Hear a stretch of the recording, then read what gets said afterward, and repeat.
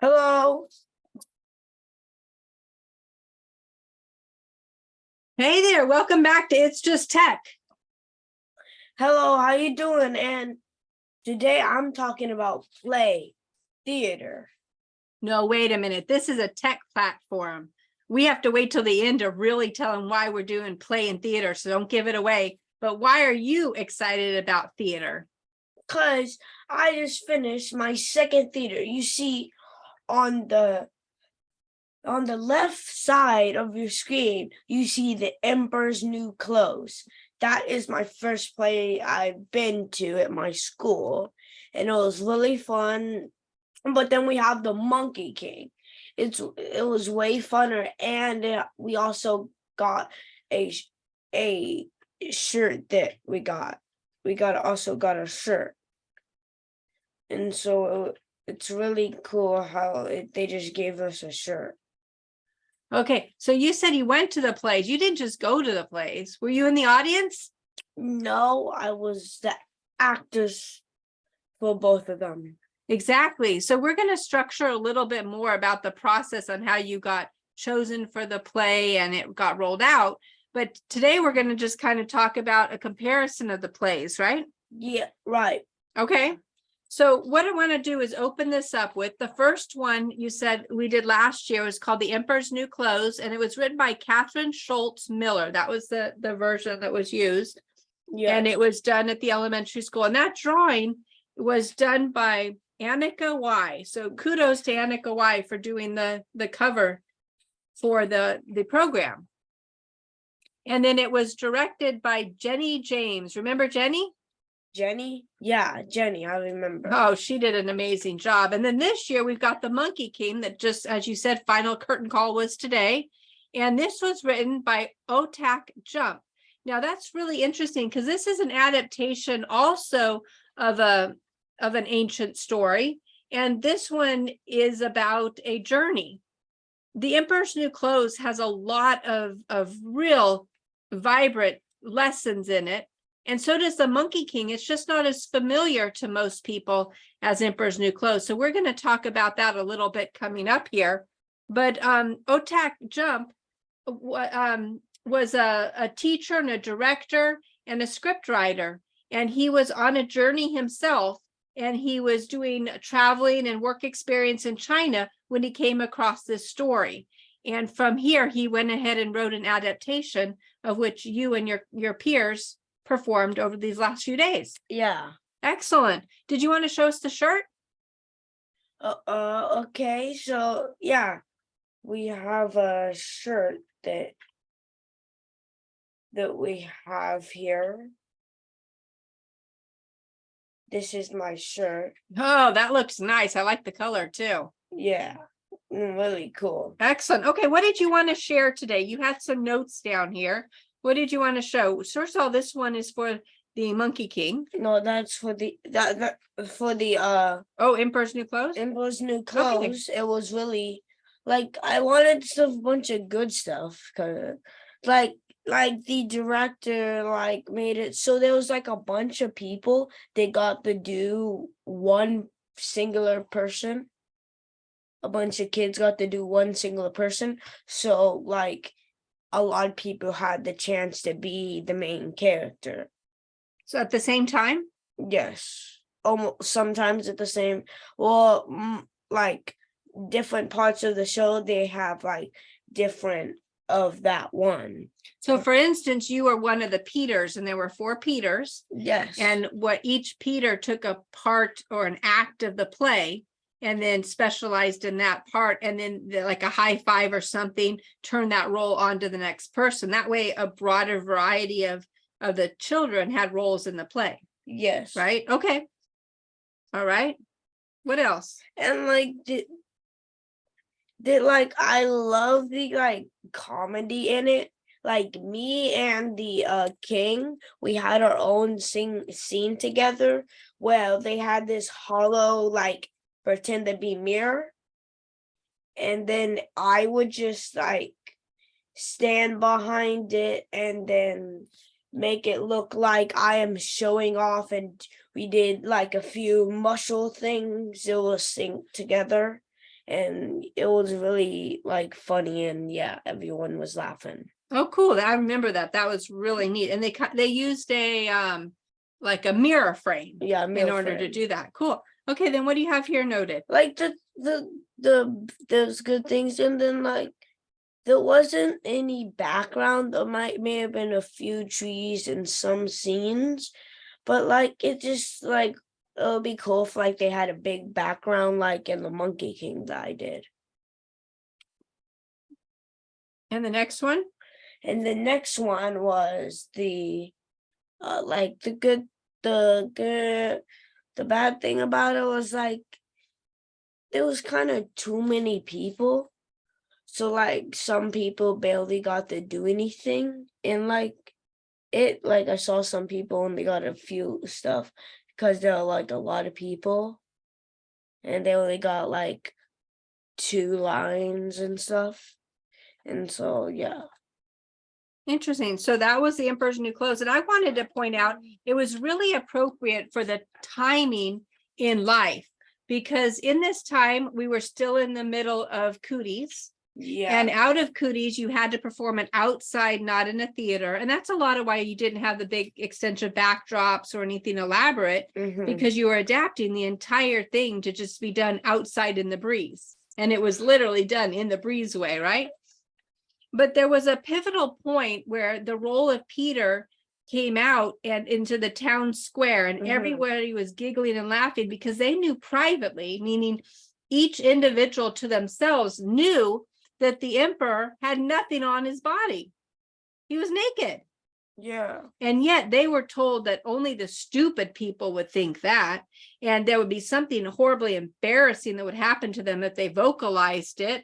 And so they were isolated, and they were told to keep the secret and not carry it out, not let other people know about it.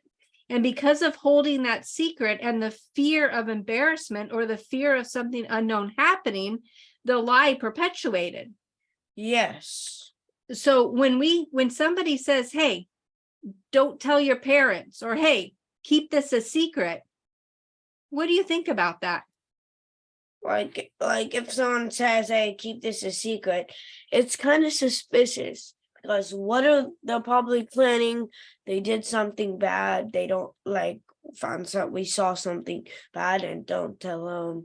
And they're planning a big thing to mess up something. And it's just good to tell somebody so you could like be able to like stop it before it happens. Yeah, once you turn the light on and bring truth to it, then the stigma is gone, right? And in this case, one of the Peters stood up on a block in the town square where everybody is around, and internally they knew that they were being lied to, but they didn't want to be stupid. But as soon as one of the townsmen stepped up and said, hey, the emperor has no clothes on, everybody felt a sigh of relief. Everybody knew, but wait a minute, I thought that, but I didn't want to say it. And so now it moved from a private conversation to a public thought process. And the moment it moved into the public thought and was accepted, it became part of a community consciousness. And now the community could act in a different direction because they were acting in truth, not in lies or slavery or deceit or darkness. But rather the lights were on, they knew the truth, and they can make a decision from that. So it was really a powerful play coming out of all that went along with the cooties, that people were trying to decide what's the truth, what's not the truth, what do we need to do, what don't we need to do, what is actually more hazard to us, whether it's socially or emotionally, than actually helping us, right? The emperor had no clothes on is what is coming out now. Yes. All right. And so then when we move forward to the Monkey King, one of the Monkey Kings at the very end makes a statement about the benefit of the journey. Do you remember what he said? No. Well, when they were they were at towards the end, and they were going to bring him to heaven, and they took off his hat and said that, you've gone through this journey. And somebody says, all the scriptures were empty and there was nothing there, and maybe it was a waste of time. And he said, would not have learned the 81 lessons if we hadn't gone on this journey. And that's there's a lot of journeys, and we can, go through that more in the other video that we're going to present. But life is a journey, right? Life isn't about getting from point A to point B and then you're done. Life is about going through the whole journey. Yeah. What do you think about road trips? Fun. Yeah, and it's pretty fun. Like sometimes you get to see new stuff, and yeah.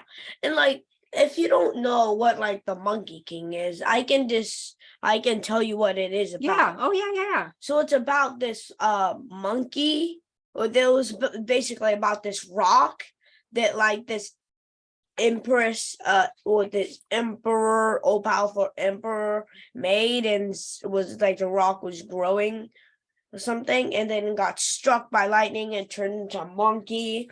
And then the monkey went to like the palace of flowers and fruit, and like went to flowers and fruit, and then with other monkeys, and then they lived with them, but they were scared to go into this thing because they weren't like brave enough. But then he just jumped in and got in, and then discovered the home, and then the mountains of flowers and fruit, and then so they made him the king. And then after that they just let him like rule, and then he was getting kind of like cocky and all powerful, and like doesn't care about a thing. And then he tells that like he gets all sad that because like he said like, that we have nothing to live for, that all we're gonna live for is gonna die, have your second life, and then die again in vain. And then so they all cry, and then like then they just and then one of the little monkeys tells the Monkey King that he can go to a mystical mountain and find this person that like can make you live forever. And then so he goes to there, and then before a big eating, he just found this big feast before it's gonna be eaten, and he just eats a bunch of stuff and gets wine and gets drunk.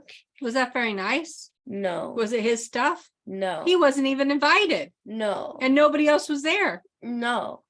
And then so he just takes the decanter pills, the eternity pills that makes you like live very long, and ate like 20 of them to make him live forever. And then he just gets punished, and then they trick him into putting on this hat that like shocks him whenever the master does.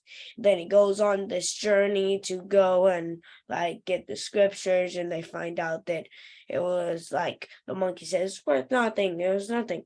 But then he finds out then what my mom said, that like you wouldn't have learned those lessons if you wouldn't have gone on that journey. Yeah, so often when we're going on a car ride, we think, are we there yet? Are we there yet? Are we there yet?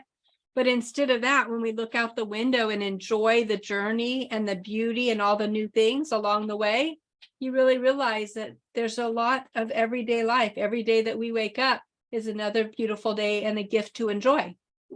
Yeah. So this one, we said it was written by Otak Jump, but we didn't mention the director. The director, of course, is the great and masterful Caitlin Gurdrum. Is that how you say her name? I know her first name is Caitlin. And she is also a singer. Did you know that? No, but she has an incredible voice. And so she was bold enough to pull all of you students together to create this absolutely magical performance in, what did she have, 5 or 6 weeks? Yeah, it was not a lot of time, huh? How do you think Caitlin did? She did awesome. I know, she is a miracle worker, isn't she? Yeah. And she did it with a smile. She made it look easy. Yeah. She did, didn't she? Yeah. Wow. Okay, you had some other notes here. For the Monkey King, we talked a little bit about the Emperor's New Clothes, but then you had notes here for Monkey King. You want to go through some of those notes?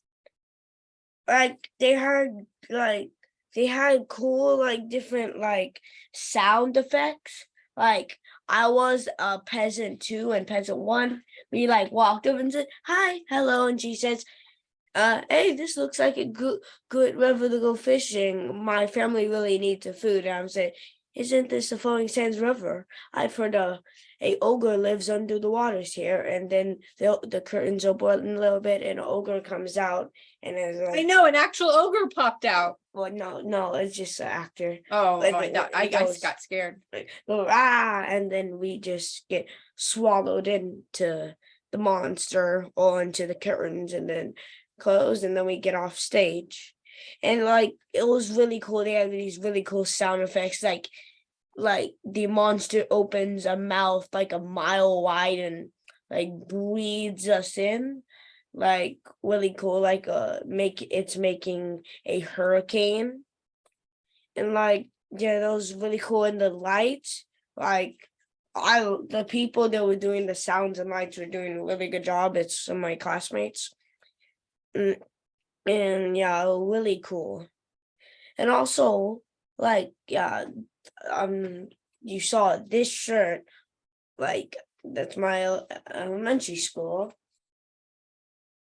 It was like I remember seeing last year they had this, but it wasn't as cool. It didn't have it was smaller and didn't have any writing on it. This time it was bigger and it has a big aluminum what's it called? My elementary school on top there, and then the Monkey King 2023. It was way cooler than last year's or something. All of it was pretty awesome, wasn't it? Yeah. So give a good kudos and shout out to all your peers that did this with you. Yeah. Like should I like name them all? Well, we're not going to name them all because for privacy reasons, we're not. But just really in general, everybody did a phenomenal job, didn't they? Yes. Whether they were cast or music or crew or parent support. What do you want to say to everybody? They did an awesome job, and like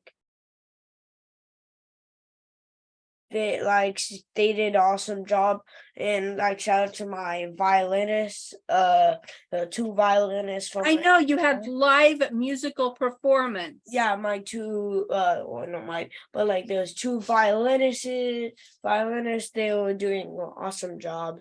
Sounded awesome.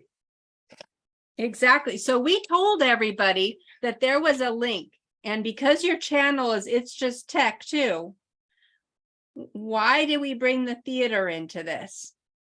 Oh, okay. So like when you're like a big famous CEO of a country, not a country, of a company, you're gonna go on stage a lot and like show out your new things and talk about them, how you need like to know how to do it, like, and how to talk and how to do it clearly and how to do it awesome and do it like really cool. Like so like that's how it like comes in, like when Elon Musk showed his. So go ahead and pull those up. So whether you're a politician or a teacher or a leader, any kind of role where you've got to be in front of people and speak, you have to have the skills of vocalization, body language, letting them believe the story that you're telling, right? That storytelling skill. And going through theater, you can learn a lot of those skills, all the while having a lot of fun, huh? Yes. Okay, so what is this one? Go ahead and see if we can. This is the test of Cybertruck. You showed that he is gonna be very good. Like he talks about it very good. Like The whole thing looks like a theatrical performance, right? Yeah. This is not by accident. They're presenting a product and they want you to have the sizzle, the wow, the excitement. Yes. And so look at that. And then you can see here that they just come out of the car. And like see how Elon Musk like he's like all neutral, not afraid to do anything. He's like has like really cool, like he knows what he's doing. Exactly. Okay, then what's the other one you have queued up? So that was really incredible, because then he's going to go ahead and give a speech and tell people why they need to support this, why they need to buy it, why they need to have it part of their life. But if we go back a ways, one of the main producers that everybody would see and wait for the releases, and I think this one was actually back from 2007. Yeah, it says here 2007. Who's this presenting from the stage? This is Steve Jobs when he first started off Apple and started to make phones. Like, so he wasn't just starting Apple, but this was the release of the iPhone, and it goes through a history. So you've got the theater and drama in the background, and then he'll come out and give a speech and tell you why you need to support this product and buy this product, right? yes. Excellent. So this is exactly why we're talking about theater as related to tech. Part of a skill of public speaking, marketing, and sales is all rolled up together as being the leader of a company or an organization, so you can sell that idea, market that idea, and propel the company forward. Any other thoughts on that? They're saying if you want to be a CEO, you need to know how to do a lot of things, but one of the most important is acting or stage drama. Exactly. The ability to tell a story. Yes. Awesome. And life is not just a destination, it's the journey. Yes. All right. It's Just Tech 2. You can follow us on Twitter, YouTube, and Instagram. See you later. Bye.